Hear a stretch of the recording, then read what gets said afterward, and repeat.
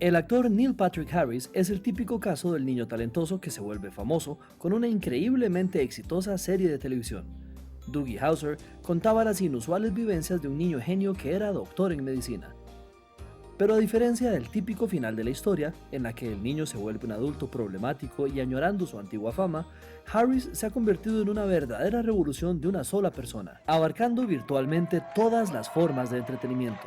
Recibió su estrella en el Paseo de la Fama de Hollywood en septiembre del 2011 y el año anterior, la revista Time lo incluyó en su lista de las 100 personas más influyentes del mundo.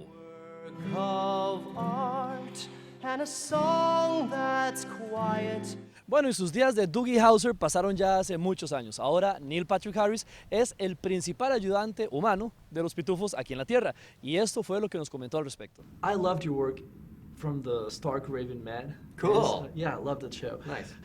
You have lesser body of work than others, right? So, what's the difference like between succeeding in front of millions and succeeding in front of hundreds, perhaps, or tens of hundreds? I don't. You know, the job of the actor is really to act, and there's other executive people that are the ones that are trying to sell it and to get people to watch.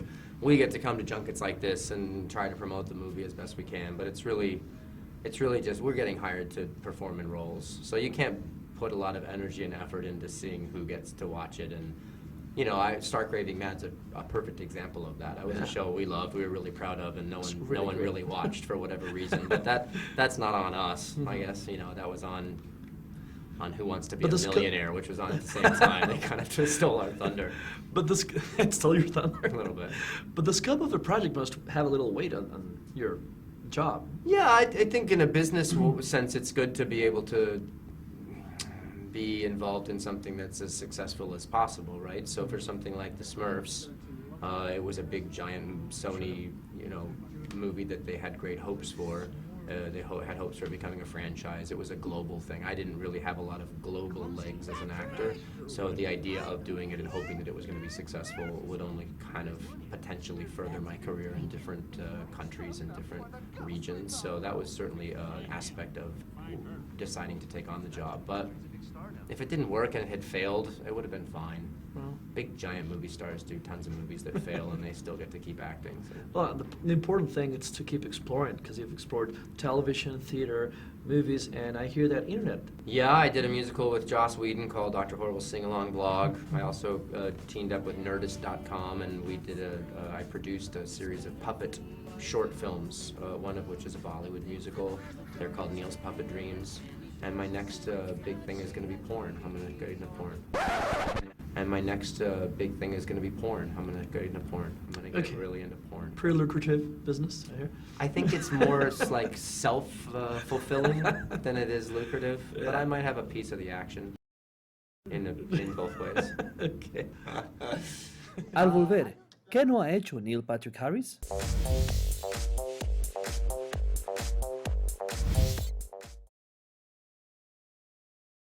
Como dijimos hace unos minutos, Neil Patrick Harris ha hecho absolutamente de todo en el mundo del espectáculo y planea otras cosas que no estamos seguros si creerle. En el campo de la prensa rosa, generó titulares cuando en noviembre del 2006 anunció públicamente sus preferencias sexuales y se comprometió con su compañero sentimental.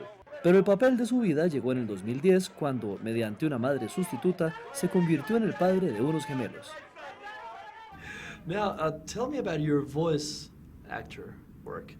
I've done a little bit of voice actor stuff. No, we know it's more than a little bit. I'm Steve in Cloudy with a Chance of Meatballs 2 and 1. I do random voiceover things. I've done the voice of Spider-Man for some video games. I've done books on tape before. And now you get to team with Hank Azaria, who's, He's unbelievable. I mean, he's won awards for his voiceover work. Yesterday that you were just my little glob of clay and other putrid ingredients. It's ridiculous what he can do. But it's a very difficult and demanding job. Oh, yeah. Because to create emotion simply from inflection is a very unique skill set. Because as an actor, we're able to make our face look happy when we're saying something, and then you think I'm being happy. But if you didn't see that and you just heard my voice, you'd have to talk in a very different way to sound like you're happy, which is kind of a crazy job. And finally, the role of a dad. The role of the dad, Yeah. yes. What do you think about it? I love it. I think kids are amazing. They're kind of everything all at once. You know, when they're first born, it's such a learning curve for the adult, and then as you figure it out and they get older, it becomes such a learning curve for them.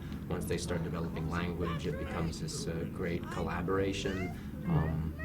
But they're still so young. They're only 2.5 years old, so it's fun to watch them learn sequences of things, learn how to put words together, learn how to say something nicely in order to get a positive result from it, or, you know, how to test the waters. So you're just kind of always engaging with them, and it's a really special bond. Cool. Thank you very much for your Yeah, time, you're sir. welcome, man. Cheers. Thanks. Neil Patrick Harris, un artista completo y embajador de buena voluntad ante los pitufos de todo el mundo. Magic forest where you live in